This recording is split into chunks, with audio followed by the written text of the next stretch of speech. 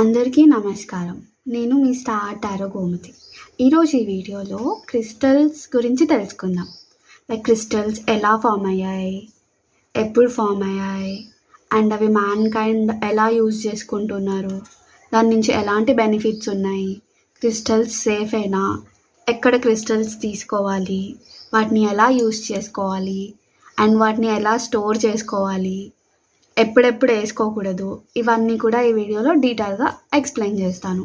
So coming to crystal formation, చాలా వేల సంవత్సరాల క్రితం వాల్కెనోస్ అంటే లావా పర్వతాల్లో నుంచి లావా బయటికి వచ్చినప్పుడు అవి డీపర్ లేయర్స్ ఆఫ్ ఎర్త్ లోకి వెళ్ళినాక అది మెల్లగా కూల్ అవుతుంది. ఆ కూలింగ్ టెంపరేచర్ అప్పుడు ఏ pH ఉంది, సాయిల్ pH ఎంత ఉంది, అండ్ టెంపరేచర్ ఎంత ఉంది, ఎన్వైరన్మెంట్